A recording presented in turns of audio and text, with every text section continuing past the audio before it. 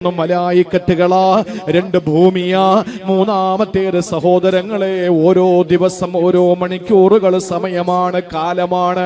ഇനി നാലാമത്തേത് അല്ലാഹുവിന്റെ ഖുർആൻ തന്നെ പറയട്ടെ, യൗമ തശ്ഹദു അലൈഹിം അൽസിനതുഹും വഅയ്ദീഹിം വഅർജുലുഹും ബിമാ കാനൂ യഅമലൂൻ. സൂറത്തു നൂറിൽ അല്ലാഹു പറയുകയാ, യൗമ തശ്ഹദു അലൈഹിം, അവരുടെ മേൽ സാക്ഷിയാകുന്നത് അല്ല പറയുന്നു, അൽസിനത്തുഹും, അവരുടെ നാവാ, വഅയ്ദീഹിം, അവരുടെ കൈകളാ, വഅർജുലുഹും, അവരുടെ കാലുകളാ, ബിമാ കാനൂ യഅമലൂൻ, അവരെ ചെയ്ത പ്രവർത്തനങ്ങൾ എല്ലാം സാക്ഷി നിൽക്കുന്നതാ. സഹോദരങ്ങളെ, നാവ് മാത്രമല്ല, കൈകളും കാലുകളും നാളെ സാക്ഷിയാണ്. അനസ് ബിൻ മാലിക് റളിയല്ലാഹു അൻഹു റിപ്പോർട്ട് ചെയ്യുന്ന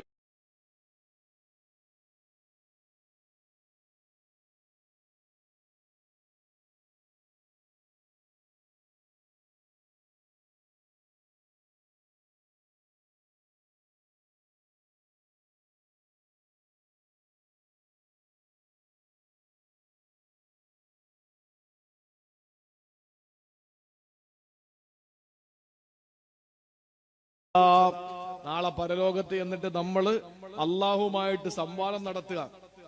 എന്താണെന്നറിയോ? ഹദീസ് പറഞ്ഞ അർത്ഥം പറയാനുള്ള സമയം നമുക്കില്ല. നിങ്ങൾ ശ്രദ്ധിച്ചു കേട്ടോ.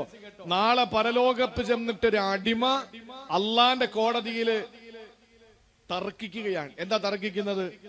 അല്ല പറയുന്നു, നീ ഇന്ന ഇന്ന കാര്യങ്ങൾ ചെയ്തല്ലോ. അപ്പൊ അള്ളാഹുവിനോട് അവൻ പറയുന്നു, സാക്ഷി വല്ലതും ഉണ്ടോ?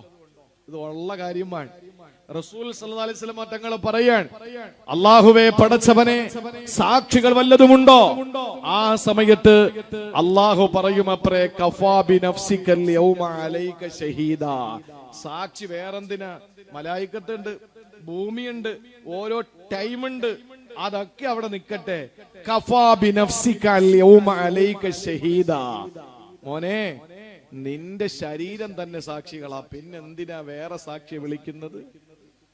അപ്പൊ യവൻ ചോദിക്കും, അത്രേ, അള്ളാഹുവിനോട്, പടച്ചോനെ, എന്റെ ശരീരത്തിന്റെ ഏത് അവയവമാണ് സാക്ഷിയാവുക? നാക്കാണെങ്കിൽ കള്ളം പറയും. നാവിന്റെ സഹജമായ സ്വഭാവം കളവ് പറയലാണ്. ആ കള്ളം പറയുന്ന നാക്ക്, നമ്മൾ ആരാ കള്ളം പറയാത്തത്? നമ്മളിൽ ആരാണ് കളവ് പറയാത്തത്? അശ്രദ്ധമായോ അലക്ഷ്യമായോ മനഃപൂർവമോ ബോധപൂർവമോ നമ്മൾ പറയും കള്ളം. കളവ് പറയാത്ത ലോകത്താരുമില്ല. നമ്മളിപ്പോ ഇവിടെ നിന്ന് ഇറങ്ങി എവിടെ എത്തിയെന്ന് ചോദിക്കും. തൊട്ടടുത്ത ജംഗ്ഷൻ പറയും നമ്മൾ. യഥാർത്ഥത്തിൽ നമ്മളിവിടെ നിൽക്കുന്നേ ഉണ്ടാവുള്ളൂ. നമ്മൾ ചിന്തിക്കുന്ന എന്താ? അത് വലിയൊരു കള്ളമല്ലല്ലോ, അത് വലിയ കള്ളമല്ലല്ലോ. എവിടെ എത്തി? ഞാൻ മൈനാപ്പള്ളി എത്താറായി, ഞാൻ വടക്ക മൈനാപ്പള്ളി എത്തി. യഥാർത്ഥത്തിൽ ഇടവനശ്ശേരി നിൽക്കുന്നേ ഉണ്ടാവുള്ളൂ. നമ്മൾ അവരെ ഒന്ന് സങ്കടപ്പെടുത്താതിരിക്കാൻ വേണ്ടി നമ്മൾ പറയുന്ന വാക്കാ കളവ്. നമ്മൾ അറിഞ്ഞോ അറിയാതെയോ പറയുന്നവരാണ്. മക്കൾ വീട്ടിൽ നമ്മൾ മക്കൾക്ക് ഒളിപ്പിച്ച് വെച്ചിട്ട് മക്കൾക്ക് മുട്ടായി കൊടുക്കാമെന്ന് പറഞ്ഞ് വിളിച്ചിട്ട് അടുത്തേക്ക് വരുമ്പോ ഇങ്ങനെ തന്നെ ഹദീസിലുള്ളതാ, അത് കൊടുക്കാതെ വാങ്ങാതെ ആ മകനെയും മകളെയും വാരിക്കോരി എടുത്ത് മുത്തം കൊടുത്ത് സ്നേഹം പങ്കിടുന്ന പിതാവ് കളവ് പറയുന്നവനാണെന്ന് നബി മുഹമ്മദ് മുസ്തഫ. കളവ് അത് നമ്മൾ പലരും പറയുന്നതാ. അറിഞ്ഞോ അറിയാതെയോ അലക്ഷ്യമായോ ബോധപൂർവമോ നമ്മൾ പറയുന്ന ഒന്ന് കളവാണ്. മനുഷ്യന്റെ സഹജമായ സ്വഭാവമാണ് നാവ് കളവ് പറയാന്നുള്ളത്. അതുകൊണ്ടാണ് ലാ ഇലാഹ ഇല്ലല്ലാ എന്ന് പറയുന്ന കലിമയുടെ ആളുകൾ കളവ് പറയില്ല. ലാ ഇലാഹ ഇല്ലല്ലായുടെ ആളുകൾക്ക് കളവ് പറയാൻ പറ്റൂല. ഒരിക്കൽ അള്ളാന്റെ റസൂലിനോട് ചോദിച്ചു സല്ലല്ലാഹു അലൈഹി വസല്ലമയോട്, നബിയേ, അയകൂനുൽ മുഅ്മിനു ജുബാനാ, ഒരു സത്യവിശ്വാസി ഭീരുവാകുമോ? ഒരു സത്യവിശ്വാസി ഭീരുവാകുമോ? രാത്രി ചില മക്കൾക്ക് പുറത്തിറങ്ങാൻ വലിയ പേടിയാണ്. രാത്രി സഞ്ചരിക്കാൻ പേടിയുള്ള ആളുകളുണ്ട് നമ്മുടെ കൂട്ടത്തില്. അപ്പൊ ഉമ്മ അവനോട് പറഞ്ഞു, മോനെ ഇച്ചിരി പഞ്ചസാര വാങ്ങി വാ, അല്ലെങ്കിൽ അല്പം ചായപ്പൊടി വാങ്ങി വാ, അല്ലെങ്കിൽ ഇന്ന സാധനം വാങ്ങി വാ എന്ന് പറഞ്ഞ് മക്കൾക്ക് പോകാൻ പേടിയാണെന്ന് പറയുമ്പോൾ നമ്മുടെ ഉമ്മമാര് ചോദിക്കുന്ന ഒരു ചോദ്യമുണ്ട്, നിനക്ക് ഈമാൻ ഇല്ലേടാന്ന്? നിങ്ങൾക്ക് ഈമാൻ ഇല്ലേടാന്ന്? ഈമാനും പേടിയും തമ്മിൽ എന്തെങ്കിലും ബന്ധമുണ്ടോ? അയകൂനുൽ മുഅ്മിനു ജുബാന, നബിയെ, ഭീരുവാവോ ഒരു വിശ്വാസി? നബി തങ്ങൾ പറഞ്ഞു, നഅം യകൂനുൽ മുഅ്മിനു ജുബാന, ഒരു വിശ്വാസി ഭീരുവാവും. സഹാബി ഒരാൾ വന്നിട്ട് നബി തങ്ങളോട് പറഞ്ഞല്ലോ, നബിയെ എനിക്ക് ജിഹാദ് ചെയ്യണമെന്ന് ആഗ്രഹമുണ്ട്, എനിക്ക് സ്വർഗം വേണമെന്ന് ആഗ്രഹമുണ്ട്, ശത്രുക്കളോട് പോരാടണമെന്ന് ആഗ്രഹമുണ്ട്, ഒക്കെ ആഗ്രഹമാണ്. പക്ഷെ എന്ത് ചെയ്യാൻ, വാള് കണ്ട അപ്പൊ ഞാൻ വീണു പോകും നബിയെ, എനിക്ക് വിറയൽ വരും, ഞാൻ എന്താ ചെയ്യേണ്ടത്? അള്ളാന്റെ റസൂല് പറഞ്ഞു, അലൈക ബിൽ ഹജ്ജി വൽ ഉംറ, നീ പോയി ഹജ്ജ് ചെയ്താൽ മതി, അത് തന്നെ നിന്റെ ജിഹാദ്, അത് തന്നെ നിന്റെ ജിഹാദ്. അപ്പൊ ഒരു മനുഷ്യനെ സംബന്ധിച്ചിടത്തോളം ഭീരുവാവുക എന്ന് പറയുന്നത് വിശ്വാസത്തിന്റെ എതിരല്ല. അയകൂനുൽ മുഅ്മിനു ജുബാനാ, ഒരു വിശ്വാസി ഭീരുവാകുമോ നബിയെ? അതേ, യകൂനുൽ മുഅ്മിനു ജുബാനാ, ഒരു വിശ്വാസി ഭീരുവാകും. രണ്ടാമത് ചോദിച്ചു, അയകൂനുൽ മുഅ്മിനു ബഖീല, ഒരു വിശ്വാസി ലുബ്ധനാകുമോ നബിയെ? പള്ളിക്ക് വേണ്ടി ചോദിച്ചപ്പോൾ, ആണ്ട് നേർച്ചയ്ക്ക് ചോദിച്ചപ്പോൾ, മദ്രസയ്ക്ക് വേണ്ടി ചോദിച്ചപ്പോൾ, മതവിജ്ഞാന സരസിന് വേണ്ടി ചോദിച്ചപ്പോൾ കൊടുക്കാതിരുന്ന ഒരാൾ മോമിനാകുമോ? നമ്മൾ പറയും പള്ളിക്ക് 5 പൈസ കൊടുക്കാത്തവൻ ഓ മോമിനാണോ എന്ന് നമ്മൾ ചോദിക്കും. മോമിൻ തന്നെ, ഒരു സംശയമില്ല. കാരണം യകൂനുൽ മുഅ്മിനു ബഖീല, വിശ്വാസി ലുബ്ധനാകും. നബി തങ്ങളോട് മൂന്നാമത് ചോദിച്ചു, അയകൂനുൽ മുഅ്മിനു കദ്ദാബ, നബിയെ എന്നാ ഞാൻ ചോദിക്കട്ടെ, കള്ളം പറയുന്നവനാവോ മോമിൻ? അല്ലാഹുവിന്റെ റസൂൽ പറഞ്ഞു, ലാ യകൂനുൽ മുഅ്മിനു കദ്ദാബ, ഒരു വിശ്വാസി കളവ് പറയൂല. എന്തുകൊണ്ടാ പറ, എന്തുകൊണ്ടാണ് ഒരു വിശ്വാസി കളവ് പറയില്ല എന്ന് റസൂലുള്ളാഹി തങ്ങൾ പറഞ്ഞത്? ഏറ്റവും വലിയ സത്യവാചകം ഏതാ? ലോകത്തെ ഏറ്റവും വലിയ സത്യം, അതിനപ്പുറത്ത് വേറൊരു സത്യം ഇല്ല. ലോകത്തെ ഏറ്റവും വലിയ സത്യവാചകം ഒന്നേ ഒന്ന്, അതേതാ? ലാ ഇലാഹ ഇല്ലല്ലാഹു മുഹമ്മദുർ റസൂലുള്ളാഹ്. ബാക്കിയുള്ളതെല്ലാം ചിലതൊക്കെ കളവാകാം, ചിലതൊക്കെ അർദ്ധസത്യങ്ങളാകാം, അല്ലെങ്കിൽ പൂർണ്ണ സത്യമാകാൻ സാധ്യത വളരെ കുറവാണ്. എന്നാൽ പൂർണ്ണ സത്യമുള്ള വാചകം ഒന്നേ ഒന്ന്, ലാ ഇലാഹ ഇല്ലല്ലാഹു മുഹമ്മദുർ റസൂലുള്ളാഹ്. ഇത് പറയുന്ന ഒരാള് കളവ് പറയാൻ പാടില്ല എന്ന് പറയാൻ കാരണം, ഒരാള് ചിന്തിക്കും അവൻ നാക്കെടുത്ത കള്ളേ പറയൂ, അപ്പൊ ഈ പറയുന്ന ലാ ഇലാഹ ഇല്ലല്ലാഹു മുഹമ്മദുർ റസൂലുള്ളാഹിയും കള്ളമാണ് എന്ന് പറഞ്ഞാൽ അല്ലാഹ് ഏകനാണ്, അവൻ മാത്രമേ ആരാധ്യനുള്ളൂ, മുഹമ്മദ് മുസ്തഫ തങ്ങൾ അള്ളാഹുവിന്റെ ദൂതനാണെന്ന് പറയുന്ന വാചകം അവൻ സാധാരണ പറയുന്ന കള്ളം പോലത്തെ ഒരു കള്ളം തന്നെയാണെന്ന് പൊതുസമൂഹം വിലയിരുത്താൻ സാധ്യതയുണ്ട്. അതുകൊണ്ട് ഒരിക്കലും മുഅ്മിനീങ്ങൾ കളവ് പറയാൻ പാടില്ല. ഇത് അഷ്റഫുൽ ഖൽഖിന്റെ വാക്കാണ്. സഹജമായി നാവ് കള്ളം പറയും. അതുകൊണ്ട് അള്ളാഹു എന്താ ചെയ്യുന്നതെന്നറിയോ? നാവിനെ അങ്ങോട്ടങ്ങ് സീല് ചെയ്യാ, മിണ്ടരുത്. അള്ളാഹു നാവിനെ സീല് ചെയ്യുകയാണ്. ആ നാവിനെ സീല് ചെയ്തു. എന്നിട്ട് നാവിനെ സീല് ചെയ്തിട്ട് പിന്നെ സംസാരിക്കുന്നതെന്താ? അൽയൗമ നഖ്തിമു അലാ അഫ്വാഹിഹിം വതുകല്ലിമുനാ ഐദീഹിം വതശ്ഹദു അർജുലുഹും ബിമാ കാനൂ യക്സിബൂൻ. അല്ലാഹുവിന്റെ ഖുർആന പറയുന്നത് സൂറത്ത് യാസീന. അൽയൗമ, ഇന്നേ ദിവസമുണ്ടല്ലോ, നഖ്തിമു അലാ അഫ്വാഹിഹിം, അവരുടെ വായ സീല് വെക്കുകയാ. അല്ലാഹു വായ പൂട്ടുകയാണ്. അവന് പിന്നെ വാ തുറക്കാൻ കഴിയില്ല, വാക്കുകളൊന്നും ഉരിയാടാൻ കഴിയില്ല. പിന്നെ സംസാരിക്കുന്നതോ വതുകല്ലിമുനാ ഐദീഹി, അവന്റെ കരങ്ങളെ സംസാരിക്കുകയാ, അവന്റെ കൈകള് സംസാരിക്കുകയാണ്. കൈ പറയുന്നു, പടച്ചവനെ ഞാനാണ് ചഷകം പൊട്ടിച്ചത്. ആ സമയത്തതാ കാല് വതശ്ഹദു അർജിലുഹും, അവന്റെ കാലിതാ സാക്ഷി നിൽക്കുകയാണ്. ശരിയാണ് പടച്ചവനെ, അവന് കള്ളുകുപ്പി പൊട്ടിക്കാൻ വേണ്ടി നടന്നു പോയത് എന്റെ സഹായത്തിലാണ് എന്ന് പറഞ്ഞാൽ, അവന്റെ കൈകളെ സംസാരിക്കുമ്പോൾ, കാലുകളെ സാക്ഷി നിൽക്കുമ്പോൾ, പ്രിയപ്പെട്ട സഹോദരങ്ങളെ, അവന്റെ ജീവിതത്തിൽ അവന്റെ എല്ലാ പ്രവർത്തനങ്ങളെയും, അത് നന്മയാണെങ്കിലും തിന്മയാണെങ്കിലും സാക്ഷി നിൽക്കുന്നത് അള്ളാഹുവിന്റെ ഖുർആന് പറഞ്ഞതുപോലെ അവന്റെ ശരീരത്തിന്റെ അവയവങ്ങൾ തന്നെയാണെന്ന് വിശുദ്ധ ഖുർആന് സൂറത്തുൻ നൂർ അള്ളാഹു പറയുന്നു. നാലാമത്തെ സാക്ഷി നമ്മുടെ അവയവങ്ങൾ തന്നെയാണ്. ആദ്യമായി അള്ളാഹുവിനോട് സംസാരിക്കുന്ന ആദ്യത്തെ അവയവം ഏതെന്നറിയോ? നാളെ പരലോകത്ത് ആദ്യമായി സംസാരിക്കുന്ന അവയവം ഏതെന്നറിയോ? അഷ്റഫുൽ ഖൽഖ് റസൂലുള്ളാഹി സ്വല്ലല്ലാഹി അലൈഹി വസല്ലം തങ്ങൾ പറഞ്ഞു. ഉഖ്ബത്ത് ബിൻ ആമിർ റളിയല്ലാഹു അൻഹു റിപ്പോർട്ട് ചെയ്ത ഹദീസിൽ കാണാം, പരലോകത്ത് ആദ്യം സംസാരിക്കുന്ന അവയവം ഏതാ? നാവല്ല, കണ്ണല്ല, കയ്യല്ല, ആദ്യമായിട്ട് നാളെ പരലോകത്ത് സംസാരിക്കുന്നത് ഇന്ന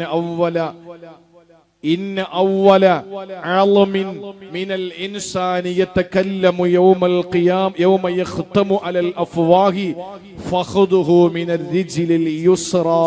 നബി മുഹമ്മദ് മുസ്തഫ ആദ്യമായി പരലോകത്ത് സംസാരിക്കുന്ന അവയവം അവന്റെ ഇടതുകാലിന്റെ തുടയാണ് എന്ന് ആദരവായ നബി മുഹമ്മദ് മുസ്തഫ. ഇടതുകാലിന്റെ തുട ആദ്യം സംസാരിക്കും. അവന്റെ അവയവങ്ങൾ മുഴുവനും സംസാരിക്കും. കൈ പറയേണ്ടടുത്ത് കൈ പറയും, കാല് പറയേണ്ടടുത്ത് കാല് പറയും, കണ്ണ് പറയേണ്ടടുത്ത് കണ്ണ് പറയും. നാവിനവിടെ ഒരു രീതിയിലും നാവിന് പറയാൻ കഴിയാത്ത വണ്ണം നാവിനെ അള്ളാഹു സീലി വെക്കും. കാരണം നാവ് കൊണ്ട് കള്ളം പറയും അവൻ. ബാക്കി അവയവങ്ങൾ മുഴുവനും അള്ളാഹുവിന്റെ കോടതിയിൽ അനുകൂലമായോ പ്രതികൂലമായോ സാക്ഷി നിൽക്കും. അതുകൊണ്ട് നമ്മൾ എന്താ ചെയ്യേണ്ടത്? നമ്മുടെ അവയവങ്ങളെ അള്ളാഹുവിന് വേണ്ടി മാറ്റിവെക്കണം. നമ്മുടെ അവയവങ്ങളെ അള്ളാഹുവിന് വേണ്ടി മാറ്റിവെക്കണം. എങ്ങനെയാണ് മാറ്റിവെക്കേണ്ടത്? ഓരോ അവയവങ്ങൾക്കും സ്വതക്കയുണ്ട്. ഓരോ അവയവങ്ങൾക്കും സ്വതക്കയുണ്ട്. ഓരോ അവയവങ്ങൾക്കും നമ്മൾ ചെയ്യേണ്ട ചില കടമകളുണ്ട്. അത് കൃത്യമായി ചെയ്യുക. വിരലുകൾക്കൊരു ഡ്യൂട്ടി ഉണ്ട്. എന്താണെന്നറിയാം? വിരലുകളുടെ ഡ്യൂട്ടി എന്താ? കണ്ണിന്റെ ഡ്യൂട്ടി എന്താണ്? കാണേണ്ടത് കാണണം. അത് ഖുർആനോ, അത് പള്ളിയോ, മുസ്ഹഫോ, മാതാപിതാക്കളുടെ മുഖമോ മാത്രമല്ല, ഒരു സഹോദരന്റെ മുഖത്തേക്ക് നോക്കി ആ മുഖത്തേക്ക് നോക്കുന്ന നോട്ടത്തിന് അവന്റെ കണ്ണിനുള്ള ബാധ്യതയാണ്. ഉറക്കമുളക്കേണ്ട സമയത്ത് ഉറക്കമുളക്കുക കണ്ണിന്റെ ഡ്യൂട്ടിയാണ്. കാതിനൊരു ഡ്യൂട്ടിയുണ്ട്. കേൾക്കേണ്ടത് കേൾക്കണം. ചോർന്നൊലിക്കുന്ന ചെറ്റക്കൂരയിൽ കിടക്കുന്ന, ചോരയൊലിച്ച് കിടക്കുന്ന പാവപ്പെട്ടവന്റെ രോദനം കേൾക്കണം. ബാങ്ക് കേൾക്കണം. നിലവിളിക്കുന്നവന്റെ വിളി കേൾക്കണം. ഖുർആൻ ഓതുന്നവന്റെ ഖിറാഅത്ത് കേൾക്കണം. പ്രസംഗിക്കുന്നവന്റെ പ്രസംഗം കേൾക്കണം. പരിശുദ്ധ ഖുർആനിന്റെ വാക്കുകൾ, വചനങ്ങൾ, സൂക്തങ്ങൾ, സൂറകൾ നമ്മുടെ കാതുകളിൽ കേൾക്കണം. ആ കാതുകൾ കേൾക്കേണ്ടത് കേട്ടുകൊണ്ടിരിക്കണം. കൈകൾക്ക് ഡ്യൂട്ടിയുണ്ട്, നന്മ ചെയ്യണം. കാലുകൾക്ക് ഡ്യൂട്ടിയുണ്ട്, നന്മ ചെയ്യണം. വയറിനും ഡ്യൂട്ടിയുണ്ട്. ഞാൻ ചോദിക്കട്ടെ, വിരലുകളുടെ ഡ്യൂട്ടി എന്താ? വിരലുകൾക്കൊരു ഡ്യൂട്ടിയുണ്ട്. എന്താ വിരലുകൾക്കുള്ള ഡ്യൂട്ടി? നമ്മൾ സാധാരണ വിരൽ നീട്ടി വിരൽ ചൂണ്ടിയിട്ട് മറ്റുള്ളവനോട് സംസാരിക്കും. നാളെ ഈ വിരൽ നാളെ റബ്ബിന്റെ കോടതിയിൽ പറയും, പലരെയും തെറി വിളിച്ച വിരലാണ് ഈ വിരല്. അതുകൊണ്ട് തന്നെ ഈ വിരലിന്റെ പേര് സബ്ബാബത്ത് എന്നാണ്. ഈ വിരലിന്റെ പേരെന്താ? ഇബ്ഹാം. മുസബ്ബിഹ എന്നുണ്ട്, സബ്ബാബ എന്നുണ്ട്. മുസബ്ബിഹ എന്ന് പറഞ്ഞാൽ അറിയല്ലേ? അത്തഹിയാത്തിൽ നിന്നിട്ട് നമ്മൾ അഷ്ഹദു അല്ലാ ഇലാഹ ഇല്ലല്ലാഹ് എന്ന് പറയുമ്പോൾ ഉയർത്തുക മാത്രമല്ല, തസ്ബീഹുകൾ ചെല്ലുന്ന അർത്ഥമുണ്ട്. സബ്ബാബ എന്ന് പറഞ്ഞാൽ ഒരുത്തിനെ ചീത്ത വിളിക്കുമ്പോൾ ഈ വിരൽ ആരെങ്കിലും ഇങ്ങനെ ചീത്ത വിളിക്കുമോ? ആരെങ്കിലും ഇങ്ങനെ ചീത്ത വിളിക്കുമോ? ഇല്ല. ചീത്ത വിളിക്കുന്നത് ഈ വിരൽ ചൂണ്ടിക്കിട്ടാൻ. ഇബ്ഹാം, മുസബ്ബിഹ അല്ലെങ്കിൽ സബ്ബാബ, വുസ്ത, ബിൻസർ, ഖിൻസർ. ഇങ്ങനെ ഈ 5 വിരലിനും പേരുകളുണ്ട്. ഈ 5 വിരലുകൾക്ക് ഒരു ഡ്യൂട്ടി ഉണ്ട്. എന്തെന്നറിയോ? ഇന്ന് മുതൽ കൃത്യമായ ആ ഡ്യൂട്ടി നിങ്ങൾ ചെയ്യണം. കാലിന് ചെയ്യുന്നുണ്ട്, വാഴ കേൾക്കാൻ വരുന്നുണ്ട്, ജമാഅത്തിന് പോകുന്നുണ്ട്, ജുമയ്ക്ക് വരുന്നുണ്ട്, പാവങ്ങളെ സഹായിക്കാൻ പോകുന്നുണ്ട്, കിളയ്ക്കാൻ പോകുന്നുണ്ട്, ജോലി എടുക്കാൻ പോകുന്നത് ഇബാദത്താണ്. കൈ കൊണ്ട് ചെയ്യുന്ന കാര്യങ്ങൾ ചെയ്യുന്നുണ്ട്, കണ്ണുകൊണ്ട് ചെയ്യുന്നത് ചെയ്യുന്നുണ്ട്, കാത് കൊണ്ടുള്ളതുണ്ട്, വായുണ്ട്, വയറ് കൊണ്ട് എല്ലാം നമ്മൾ ചെയ്യുന്നുണ്ട്. പക്ഷെ ഇന്ന് വരെ വിരൽ കൊണ്ടുള്ള കാര്യം നമ്മൾ ചെയ്തിട്ടില്ല. ചിലര് ചെയ്യുന്നുണ്ട്, ചിലര് ചെയ്യുന്നില്ല. പക്ഷെ ഞാൻ പറയുന്നു, ഇന്നത്തെ ഈ ദിവസത്തിന്റെ സന്ദേശമായി, മെസ്സേജായി, ഇന്നത്തെ ഈ വഅലിന്റെ ഒരു ഗുണപാഠമായി എനിക്ക് പറയാനുള്ളത്, ഇന്നത്തെ രാത്രി മുതൽ ഫിംഗർ കൊണ്ടുള്ള, വിരൽ കൊണ്ടുള്ള പ്രവൃത്തി നമ്മൾ ചെയ്യണം. അതേതെന്നറിയോ? ഏതാ?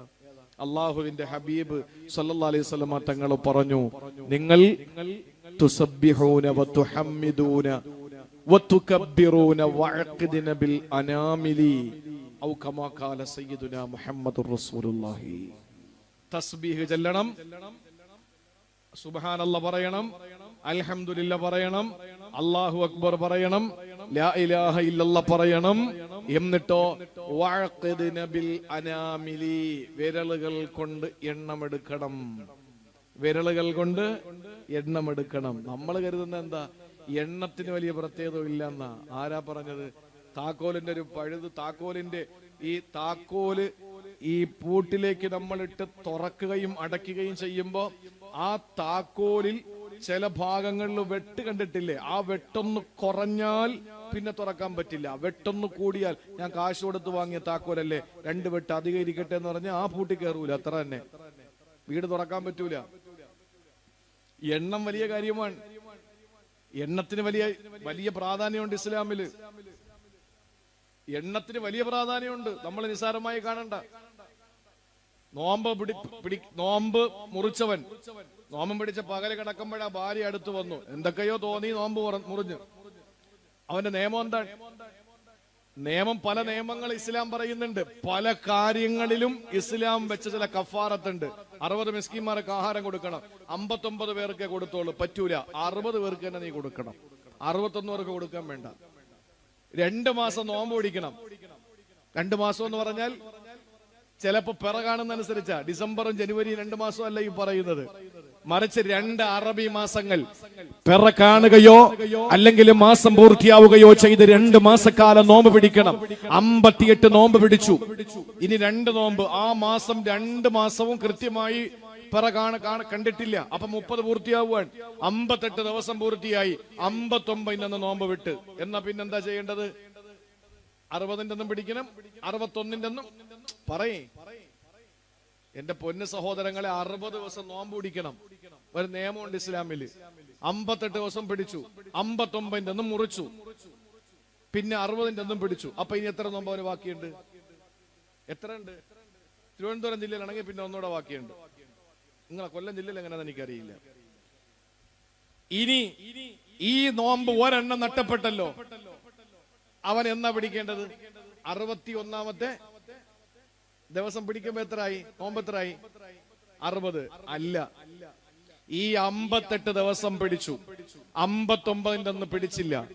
എന്നാൽ 60 അവൻ പിടിക്കുമ്പോ 59 അല്ല, 1.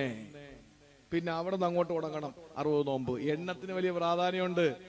നിസ്കാര ശേഷം നിങ്ങൾ 33 സുബ്ഹാനല്ലാഹ് എന്ന് പറഞ്ഞാൽ അള്ളാഹുവിന്റെ റസൂലിന് പറഞ്ഞുകൂടായിരുന്നോ? കുറച്ചേരം നിങ്ങൾ തസ്ബീഹ് ചൊല്ലി, കുറച്ചു നേരം അൽഹംദുലില്ലാഹ് ചൊല്ല്, കുറച്ചു നേരം അല്ലാഹു അക്ബർ ചൊല്ല്, എന്നിട്ട് എണീറ്റ് പൊക്കോ എന്നല്ലല്ലോ പറഞ്ഞത്. 33 ചൊല്ല് സുബ്ഹാനല്ലാഹ്, 33 ചൊല്ല് അൽഹംദുലില്ലാഹ്, 33 ചൊല്ല് അല്ലാഹു അക്ബർ.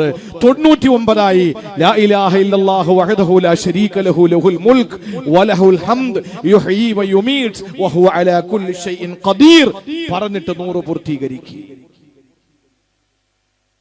എന്താ കാരണം? എണ്ണത്തിന് വലിയ പ്രാധാന്യമുണ്ട്. അതുകൊണ്ട് നമ്മൾ എണ്ണി തന്നെ ചൊല്ലണം.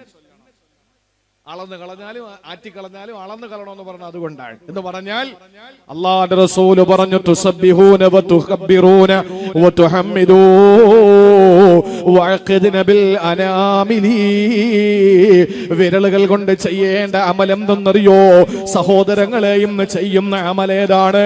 ഒരുത്തനെ പറ്റി എന്തെങ്കിലും നമ്മൾ കേട്ടു, ഫേസ്ബുക്ക് ഇങ്ങനെ മറിച്ചുകൊണ്ടിരിക്കുകയാ, ചേമ്പന്തോട്ടത്തിൽ പന്നി കയറിയതുപോലെ ഇങ്ങനെ കിളച്ചോണ്ടിരിക്കാൻ.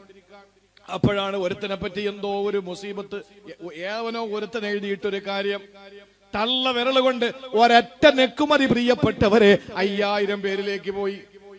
5000 പേരിലേക്ക് പോയി. നീ കമന്റ് എഴുതി, നീ ഷെയർ ചെയ്തു, നീ ലൈക്ക് അടിച്ചു. നിന്റെ കൈകൾ കൊണ്ട് വിരലുകൾ കൊണ്ട് ചെയ്യുന്ന അമലുകൾ ഇതാണ്.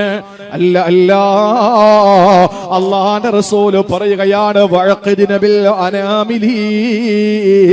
നീ നിന്റെ വിരലുകൾ കൊണ്ട്, ഫിംഗർ കൊണ്ട് ചെയ്യേണ്ട പണി എന്തെന്നറിയോ? എണ്ണം പിടിക്കലാണ്. എണ്ണം പിടിക്കലാണ്.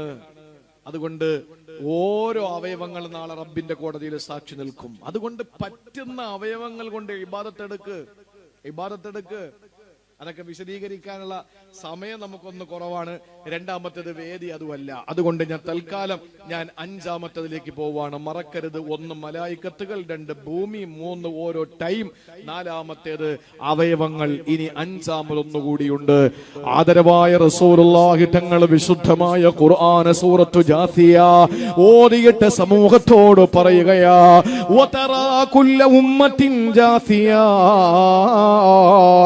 കുല്ല ഉമ്മത്തിൻ തുദആ ഇലാ കിതാബിഹാ. അല്ലാഹു പറയുകയാണ്, വതറാ കുല്ല ഉമ്മത്തിൻ ജാസിയ. അള്ളാഹുവിന്റെ വിശുദ്ധ ഖുർആൻ പറയുകയാണ്, നരകത്തിന്റെ മുമ്പില് ഓരോരുത്തരും വന്ന് നിൽക്കുന്നത് മുട്ടുകുത്തിയാണ് സഹോദരങ്ങളെ.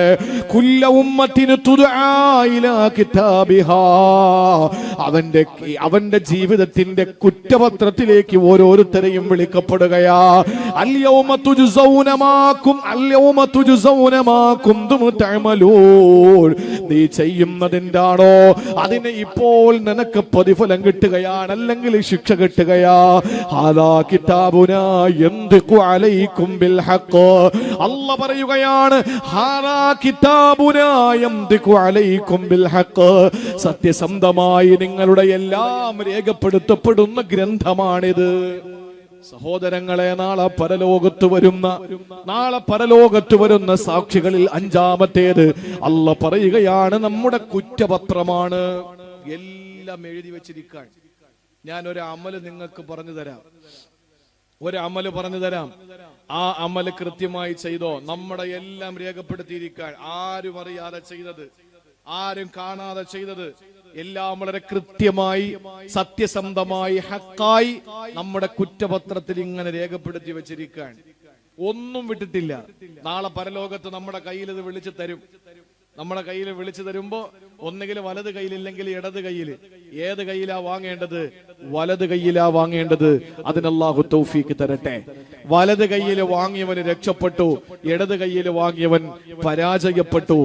സഹോദരങ്ങളെ, കർമ്മപുസ്തകം ഉറക്കെ വായിക്കേണ്ടി വരും. കോടാനകോടി ജനങ്ങളുടെ മുമ്പിൽ, മനുഷ്യർ ആദം നബി മുതൽ ഇങ്ങോട്ടുള്ള എല്ലാ മനുഷ്യന്റെ മുമ്പിലും നമ്മൾ രഹസ്യമായി ചെയ്തത് വായിച്ച് കേൾപ്പിക്കേണ്ടി വരും. അങ്ങനെ വായിച്ച് കേൾപ്പിക്കാതെ സ്വയം വായിച്ച് അല്ലാഹ് അടുത്തേക്ക് വിളിച്ചിട്ട്, കണ്ടോ എന്താ നീ ഉദ്ദേശിക്കുന്നത്? പടച്ചോനെ, പെട്ടത് തന്നെ അല്ല, ഞാൻ നിനക്കിതാ പുറത്തു തന്നിരിക്കുന്നു. ഭൂമിയിൽ ഇത് ഞാൻ മറച്ചു വെച്ചല്ലോ.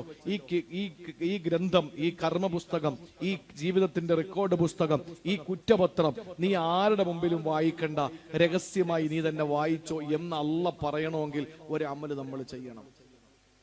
അതിൽ നമ്മളെല്ലാവരും വീക്കാണ്. ആ കാര്യത്തിൽ നമ്മളെല്ലാവരും വീഴ്ചയിലാണ്.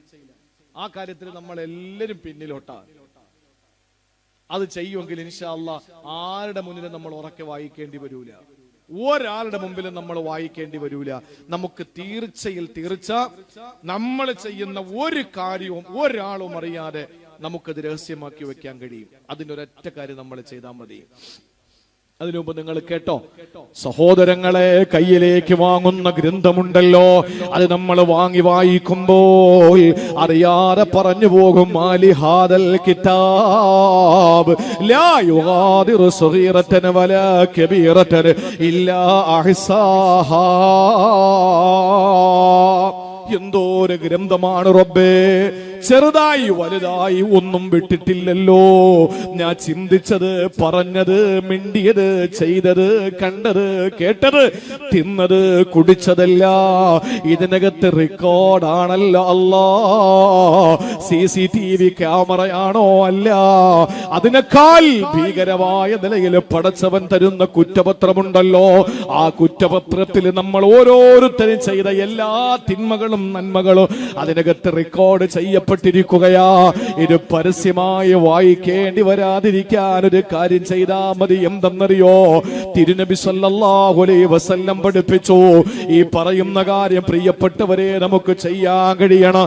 ഏതെങ്കിലും വാർത്തകൾ കേൾക്കുമ്പോൾ ആ വാർത്തകൾ കേൾക്കുന്ന ഭാഗം നമ്മൾ ആ വാർത്തകൾ കേട്ടുകൊണ്ടിരിക്കുന്ന സമയത്ത് നമ്മൾ വായിൽ തോന്നുന്നത് വിളിച്ചു പറഞ്ഞുകൊണ്ട് നടക്കുകയാ. എന്തെങ്കിലുമൊക്കെ വാർത്തകൾ കേൾക്കുമ്പോ ഇപ്പോ ഏറ്റവും ലേറ്റസ്റ്റ് ആയിട്ടുള്ള ലോകം മൊത്തം ഏറ്റെടുക്കുന്ന ഒരു വാർത്ത എന്താണെന്നറിയോ? മദ്രസ അധ്യാപകർ പീഡിപ്പിക്കുന്നു. മദ്രസ അധ്യാപകരുടെ പീഡനം. ഞാനൊരു കാര്യം അടിവരയിട്ട് പറയാം. മദ്രസയിൽ വെച്ച് എന്നല്ല, മൈതാനത്തിൽ വെച്ചല്ല, ലോകത്ത് എവിടെ വെച്ചും ഇതുപോലുള്ള തോന്നിയാസം കാണിക്കുന്നവരെ കൈകാര്യം ചെയ്യാൻ വേണം. അതിവിടെ നിയമത്തിന് ചില വഴികളുണ്ട്. നിയമത്തിന് വിധേയരാകാതെ നമുക്കൊന്നും ചെയ്യാൻ കഴിയില്ല. നമ്മൾ നിയമത്തിന് വിധേയരായി നമ്മൾ ചെയ്യാൻ. മദ്രസ അധ്യാപകരുടെ പീഡനം, മദ്രസയിലെ പീഡനം, ഇത് നടക്കുന്നില്ല എന്ന് പറഞ്ഞാൽ പച്ച കള്ളവുമാകും, തെറ്റിന് കൂട്ടുനിൽക്കലാവും, തിന്മയ്ക്ക് കൊടപിടിക്കലാവും. അതുകൊണ്ട് ഒരിക്കലും ഇല്ല എന്ന് പറയാൻ പറ്റില്ല, ഉണ്ട്. ഞാൻ വളരെ ശക്തമായ നിലയിൽ പറയുകയാണ്, അങ്ങനെ മദ്രസയിൽ ഖുർആൻ പഠിക്കാൻ വേണ്ടി വരുന്ന ആ പ്രിയപ്പെട്ട മക്കളെ വളരെ മോശമായ നിലയിൽ, സഭ്യതയില്ലാത്ത നിലയിൽ അശ്ലീല ചുവയുള്ള വാചകങ്ങൾ ചേർക്കുകയും അതുപോലെ തന്നെ ഈ കുഞ്ഞുങ്ങളോട് ചെയ്യാൻ പാടില്ലാത്ത കാര്യങ്ങൾ ചെയ്യുന്നവനെ മേലിൽ ഈ വേഷം ധരിക്കാൻ അനുവദിക്കാത്ത നിലയിൽ ശക്തമായ നിലയിൽ സമൂഹം കൈകാര്യം ചെയ്യണം എന്ന് തന്നെയാണ് അഭിപ്രായം. അതിൽ യാതൊരു സംശയവുമില്ല. അവന് യോഗ്യതയില്ല ദീൻ പഠിപ്പിച്ചു കൊടുക്കാൻ. അവന് മദ്രസ അധ്യാപകനാകാനുള്ള ക്വാളിറ്റി ഇല്ല.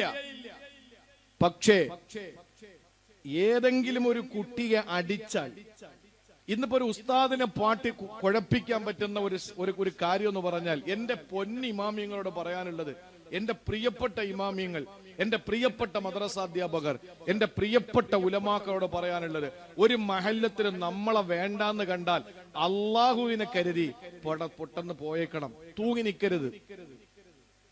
നിക്കരുത്. ഇമാമിനെ ഏതെങ്കിലും ഇമാമിന്റെ ഓതൽ ഇപ്പൊ അത്ര ശരിയാവുന്നില്ലല്ലോ എന്ന് പറഞ്ഞ അതിന്റെ അർത്ഥം എന്താണെന്നറിയോ? പൊന്നുമോനെ, നീ വേറെ പള്ളി നോക്കെന്നാണ്. ഉസ്താദെ, പ്രസംഗം അങ്ങോട്ട് ശരിയാവുന്നില്ലല്ലോ എന്ന് പറഞ്ഞ അതിന്റെ അർത്ഥം എന്താണ്? ഉസ്താദ് വേറെ പള്ളി നോക്കണം എന്നാണ്. മുഅദ്ദിന്റെ ബാങ്കിന് ഇപ്പൊ ശൈലി പോരല്ലോ എന്ന് കമ്മിറ്റിക്കാരോ നാട്ടുകാരോ പറഞ്ഞാൽ അതിനർത്ഥം എന്താണ്? അടുത്ത പള്ളി നോക്കിക്കോളൂ എന്നാണ്.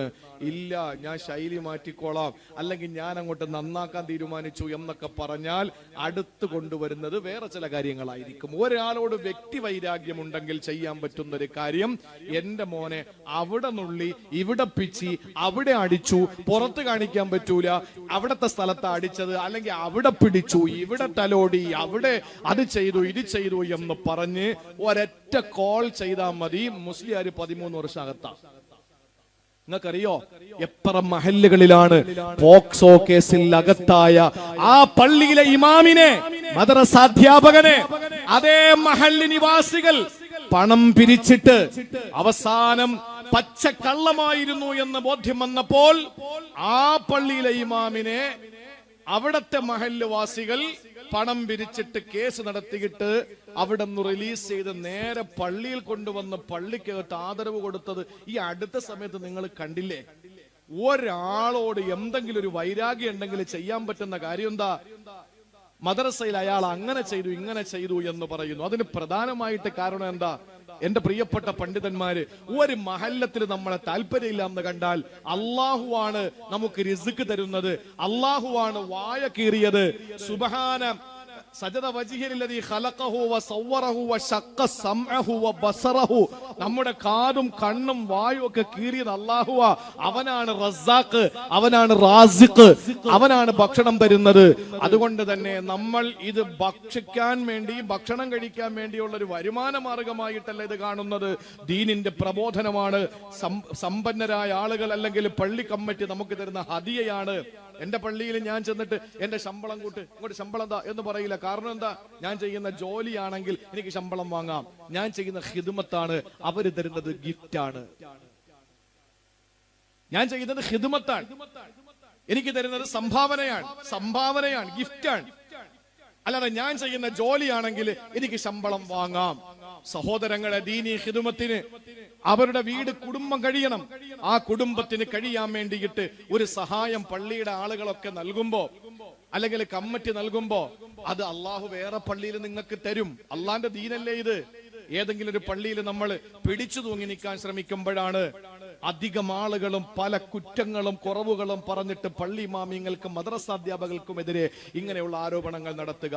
എന്നാൽ മറിച്ച് ചില സ്ഥലങ്ങളിൽ ഇങ്ങനെയുള്ള ചില ഞരമ്പ് രോഗികളായി ഈ വേഷം ധരിച്ചിട്ട് കടന്നുകൂടിയിട്ട് മദ്രസയിൽ അള്ളാഹുവിനെ പറ്റിയും പ്രവാചകനെ പറ്റിയും മതം പഠിക്കാൻ വേണ്ടി വരുന്ന മക്കളെ വളരെ മോശമായ നിലയിൽ സമീപിക്കുന്ന അധ്യാപകരും ഉണ്ട് എന്ന് തെളിയപ്പെട്ടിട്ടുണ്ട്. അവർക്കൊന്നും ഇതിന് അവകാശം, അവർക്കൊന്നും ഇതിനുള്ള അനുവാദം അനുവാദം കൊടുക്കാതെ ഈ പള്ളിയും പരിശുദ്ധമായ ദീനിന്റെ പ്രബോധന മേഖലകളും അതുപോലെ തന്നെ ഈ പറയപ്പെടുന്ന മദ്രസാധ്യാപനങ്ങളൊന്നും അവരെ അനുവദിക്കാതെ പണിയെടുത്ത് ജീവിക്കണമെന്ന് പറഞ്ഞ് വേറെന്തെങ്കിലും പണിക്ക് വേണ്ടി മാറ്റി സമൂഹത്തെ രക്ഷപ്പെടുത്തലാണ് നമ്മളിപ്പോ ചെയ്യേണ്ട കാര്യം. പക്ഷെ എല്ലാം അങ്ങോട്ട് നമ്മൾ വിഴുങ്ങരുത് എന്നുകൂടി ഞാൻ ഓർമ്മപ്പെടുത്തുകയാണ്. പല സംഭവങ്ങളും നടക്കുന്നുണ്ട്. അങ്ങനെ അള്ളാഹു നമ്മളൊക്കെ കാത്തുരക്ഷിക്കട്ടെ.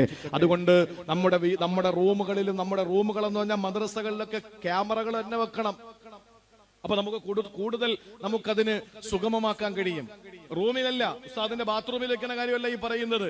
മദ്രസ ഹാളില്, നമ്മുടെ മദ്രസകളിൽ ക്ലാസ് റൂമുകളിൽ ഒരു ക്യാമറ അങ്ങോട്ട് വെച്ചു കൊടുക്കണം. എന്തിനാണ്? ആ ക്യാമറ വെച്ചു കൊടുത്താൽ ഉസ്താദ് എങ്ങനെയാ കുട്ടികളോട് സമീപിച്ചത് എന്ന് കൃത്യമായിട്ട് പിന്നീട് നമുക്കതിനെ മനസ്സിലാക്കാൻ കഴിയും.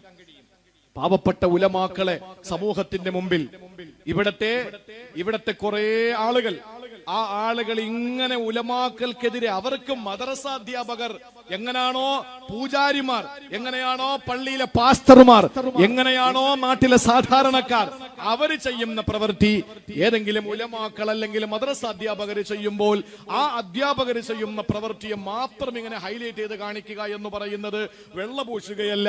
പൂജാരിമാര് ചെയ്യുന്നത് പോലെയും പാസ്റ്റർമാർ ചെയ്യുന്നത് പോലെയും സാധാരണക്കാര് ചെയ്യുന്നത് പോലെ അല്ല ആലിമീങ്ങൾ ചെയ്യുന്നത്. അത് അറിഞ്ഞുകൊണ്ട് തന്നെ പറയുകയാണ്.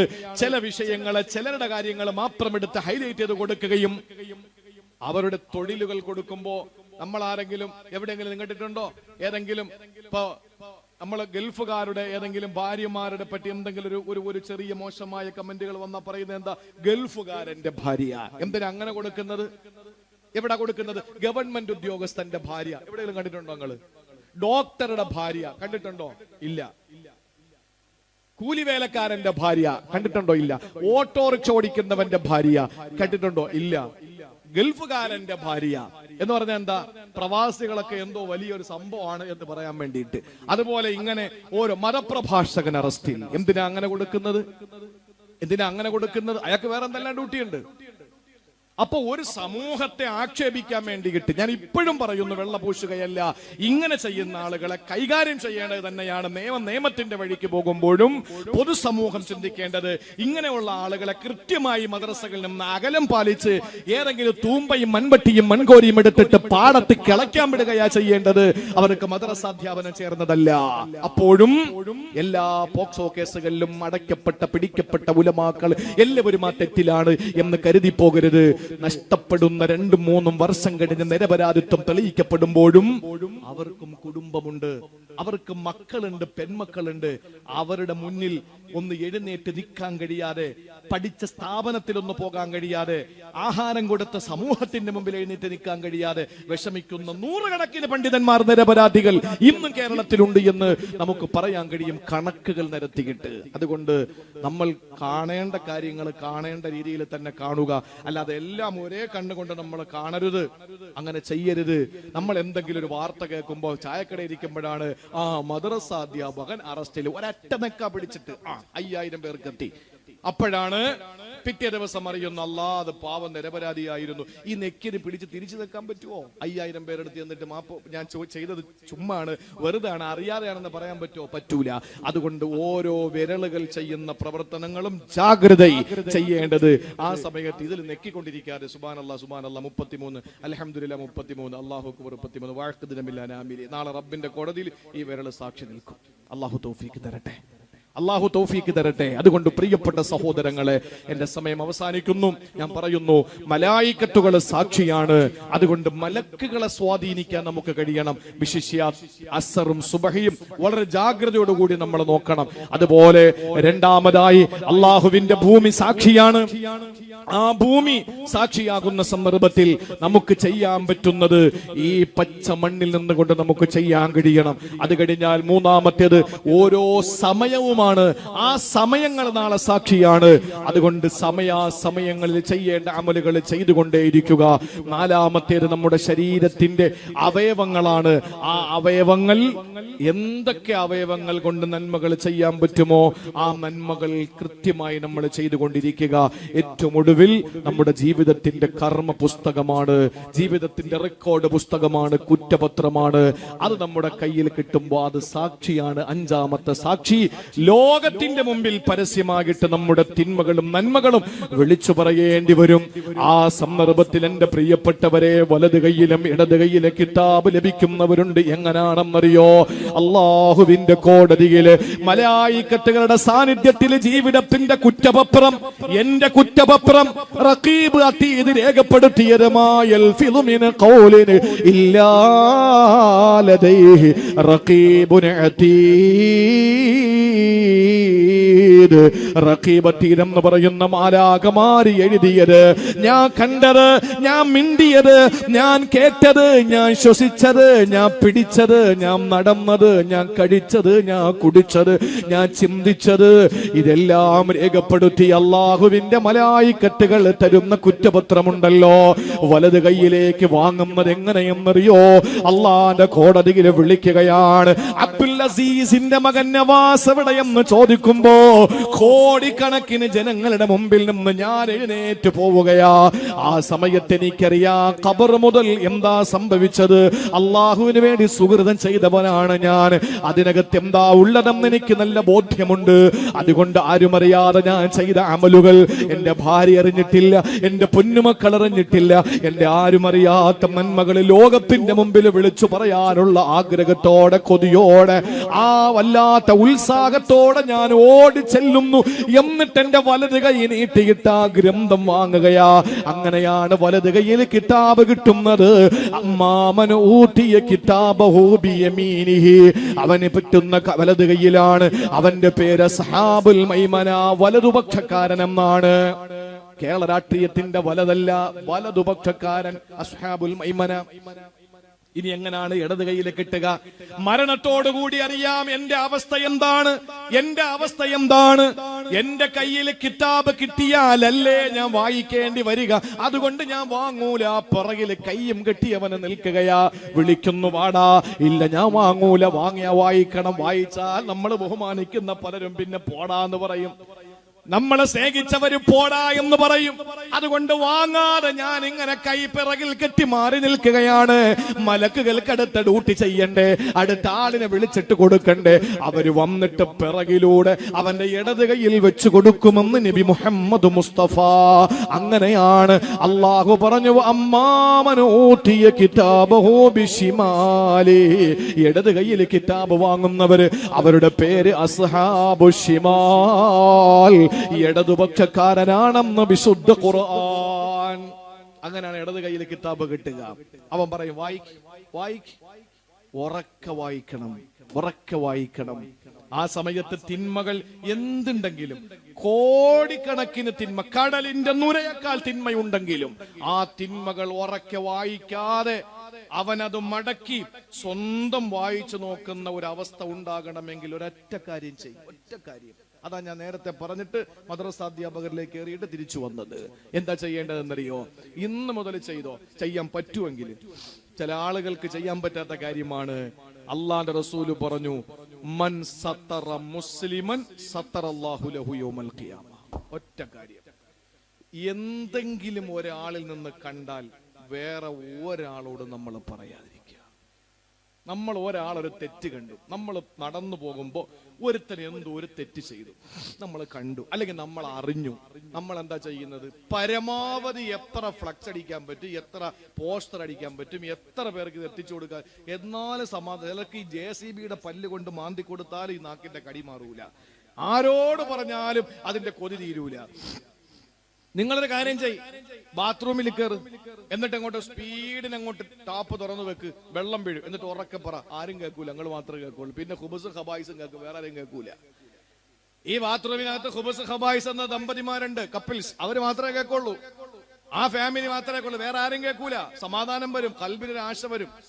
പ്രത്യേകിച്ച് നമ്മൾ ഇങ്ങനെയുള്ള കാര്യങ്ങൾ പെണ്ണും പിള്ളേരോട് പറയാൻ പാടില്ല. ഈ കിടക്കാൻ നേരത്ത് പിന്നെ അവള് ചോദിക്കും, എന്താ? ഒന്നുമില്ല. എന്നിട്ട് ഉറക്കം വരൂല. ഈ കാര്യം അവളോടൊന്നും പറഞ്ഞില്ലെങ്കിൽ നമുക്ക് ഉറക്കം വരൂല. കുറെ നേരം കഴിഞ്ഞ് അവളെ കണ്ണിൽ ഉറക്കം പിടിക്കും, നമുക്കിത് ഉറക്കം വരുന്നില്ല. നമ്മൾ പറയും, പിന്നെ നീ ഉറങ്ങിയാ? ഇല്ല. എന്താ പറ? നമ്മൾ അറിയാതെ ആ സമയത്ത് അരമയക്കത്തിലെങ്ങാനും ഇതങ്ങോട്ട് പറഞ്ഞു കൊടുത്താൽ അവൾ അന്ന് ഉറങ്ങാൻ പെടുന്ന പാടുണ്ടല്ലോ. ഉറങ്ങി എണീച്ച് രാവിലെ സ്കൂളിൽ മക്കളെ വിടാൻ വേണ്ടിയിട്ട് പോകാൻ നിൽക്കുമ്പോ അവിടെ കൂടുതൽ 5-8 പെണ്ണുങ്ങളുണ്ട്, അവർക്ക് കൈമാറും. അവർക്ക് ആകെ പറ്റുന്നതാണല്ലോ. അവർ 5 പേര് 5 വീടുകളിലേക്ക് പോയി 5 ഭർത്താക്കന്മാർക്കും കൈമാറും. ഈ 5 ഭർത്താക്കന്മാരും 5 സ്ഥലത്തേക്കാ പോകുന്നത്, അവിടെയും കൈമാറി. അങ്ങനെ ഇങ്ങോട്ട് സ്പ്രെഡായി ഇങ്ങനെ ലോകം മൊത്തം പരന്നു പോകും. ഈ മനുഷ്യൻ നാറി സമൂഹത്തിന്റെ മുമ്പിൽ അവൻ ഒന്നും അല്ലാത്തൊരവസ്ഥയാകും. അല്ല യവന് കൊടുക്കുന്ന ആദ്യം ഇത് കണ്ടവന് കൊടുക്കുന്ന ശിക്ഷ എന്താണെന്നറിയോ? അള്ളാഹു, ഞാൻ എന്റെ പെണ്ണുമ്പിള്ള അടുത്ത് മാത്രമേ പറഞ്ഞിട്ടുള്ളൂ, മതിയടാ നിന്റെ പെണ്ണുമ്പിള്ള എത്രയോ പോസ്റ്റർ അടിച്ചൊട്ടിച്ചത്. അപ്പൊ അതുകൊണ്ട് നമ്മൾ ഒരാളോടും, പ്രത്യേകിച്ച് ഭാര്യമാരോട് ഈ വിഷയം പെണ്ണുങ്ങളോട് പറയാൻ പാടില്ല. അങ്ങനെ പറയാതിരുന്ന അല്ല നമുക്ക് തരുന്ന സമ്മാനം എന്താണെന്നറിയോ? നമ്മൾ എന്ത് തെറ്റ് ചെയ്താലും, ഇത് ഞാൻ തെറ്റ് ചെയ്യാൻ പ്രലോഭിപ്പിക്കുന്നതല്ല, തെറ്റ് ചെയ്തു പോയാലും നാളെ ഒരാളുടെ മുമ്പിലും ഉറക്കെ വായിക്കേണ്ടി വരില്ല. മൻ സത്തറ മുസ്ലിമൻ സത്തറല്ലാഹു ലഹു യൗമൽ ഖിയാമ.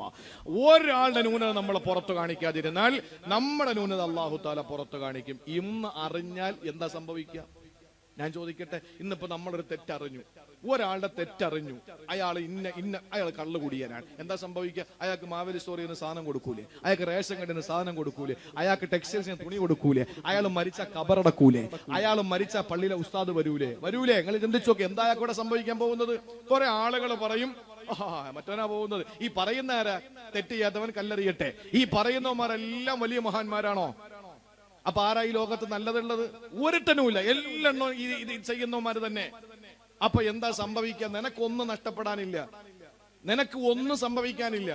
മറിച്ച് ഇത് പറഞ്ഞു പരത്തിയവന് കിട്ടുന്ന എന്താണെന്നറിയോ? നാളെ പരലോകത്ത് കോടിക്കണക്കിന് ജനങ്ങൾ നിൽക്കുമ്പോ അവൻ ജീവിതത്തിൽ ചെയ്ത A to Z വിളിച്ചു പറയേണ്ടി വരും. അതുകൊണ്ട് എഴുതി വെച്ച് പഠിച്ചോ. എന്തെങ്കിലും ഒരാളെന്ന് കേട്ടോ, അങ്ങ് വിഴുങ്ങിയേക്കണം. ഒരാളോട് നമ്മൾ ഷെയർ ചെയ്യരുത്. ഇത് അള്ളാന്റെ റസൂൽ സുന്നത്താക്കിയ ഹദീസ് ലോകത്തിന്റെ മുമ്പിൽ പരിചയപ്പെടുത്തി കൊടുത്തതാ. ഇതുകൊണ്ട് നമുക്ക് കിട്ടുന്ന എന്താ? കോടിക്കണക്കിന് ജനങ്ങളുടെ മുമ്പിൽ നമ്മൾ ആരും അറിയാതെ, ഭാര്യമാരറിയാതെ ചെയ്യുന്ന തെറ്റുകളില്ലേ? ഭാര്യ അറിയാതെ ചെയ്യുന്ന എത്ര തെറ്റുണ്ട് ഭർത്താക്കന്മാരെ അറിയാതെ ഭാര്യമാർ ചെയ്യുന്ന എത്ര തെറ്റുകളുണ്ട്? മക്കളറിയാതെ നമ്മൾ ചെയ്യുന്ന എത്ര തെറ്റുണ്ട്? ഇതൊന്നും നമ്മൾ അള്ളാഹു ആർക്കും അറിയിച്ചു കൊടുത്തില്ല. അള്ളാഹു എന്താ എല്ലാം മറച്ചു വെച്ചു. അവസാന നാൾ ആഖിറത്തിൽ മക്കളെ മുമ്പിൽ, മക്കളെ കെട്ടിയവരുടെ മുമ്പിൽ, മക്കളെ കെട്ടിച്ചു വിട്ട വീട്ടുകാരുടെ മുമ്പിൽ, എല്ലാവരുടെ മുമ്പിൽ നിന്ന് വിളിച്ചു പറയാണ്, ഞാൻ ഇന്ന തീയതിയിൽ ഇന്ന തെറ്റ് ചെയ്തു, ഞാൻ ഇന്ന കാര്യം ചെയ്തു എന്ന് ലോകത്തിന്റെ മുമ്പിൽ വിളിച്ചു പറയുന്ന അവസ്ഥ ഒന്ന് ആലോചിച്ച് നോക്കിയേ. ഇത് വരാതിരിക്കണമെങ്കിൽ എന്തു വേണം? നീ ആരെപ്പറ്റി എന്തറിഞ്ഞാലും ഒരാളോടും പറയാതിരിക്കുക. അപ്പൊ അള്ള ചെയ്യുന്ന എന്താണെന്നറിയോ? ഒരു തള്ളപ്പക്ഷി ഒരു കുഞ്ഞു പക്ഷിയെ തന്റെ ചിറകിനടിയിൽ ഒളിപ്പിക്കും പോലെ നിന്നിലേക്ക് അല്ലാഹു വന്ന്, അല്ലാഹു നിന്നെ അല്ലാഹുവിലേക്ക് അങ്ങ് ചേർത്ത് നിർത്തിയിട്ട് നിന്റെ കുറ്റപത്രത്തിലേക്ക് നോക്കുമ്പോൾ അല്ലാഹു വന്നിട്ട് ചോദിക്കുകയാ, എന്താ നീ പ്രതീക്ഷിക്കുന്നത്? ആ സമയത്ത് നമ്മൾ പറയും, അല്ലാ പെട്ടു റബ്ബേ പെട്ടു, ഞാൻ എങ്ങനെ അല്ലാ ഇത് വായിക്കുന്നത്? ആ സമയത്ത് അല്ലാഹു പതുക്കെ നമ്മുടെ കാതില് കിന്നാരം പറയാ, ഞാൻ സത്തറുതുഹാ ഫി ദുനിയ, ദുനിയാവിൽ ഞാനിതിനെ മറച്ചു വെച്ചല്ലോ, ആരും അറിയാതെ. ഇന്ന് ഞാനിതാ മറച്ചു വെച്ചിരിക്കുകയാണ്, നീ വായിക്കണ്ട. ഇന്ന് നീ ആരുടെ മുമ്പിലും ഇത് തുറന്നു പറയണ്ട. ഇത് പറഞ്ഞിട്ട് അവനെ ആശ്വസിപ്പിക്കും. അതിന് നമ്മൾ ചെയ്യേണ്ടത് എന്താണ്? മനസ്സത്തറ മുസ്ലിമന സത്തറല്ലാഹു ലഹു യൗമൽ ഖിയാമ. ആരെപ്പറ്റി എന്തറിഞ്ഞാലും ഒരാളോടും പറയല്ലേ. എന്നാ നമുക്ക് നാളെ നമ്മുടെ ന്യൂനതകള് മറച്ചു വെക്കപ്പെടുമെന്ന് മഹാനായ നബിയു സഖലൈനി ഇമാമുൽ മുത്തഖി ത്വാഹ മുഹമ്മദുർ റസൂലുള്ളാഹി. അല്ലാഹു അതിന്റെ തൗഫീഖ് നൽകി അനുഗ്രഹിക്കുമാറാവട്ടെ.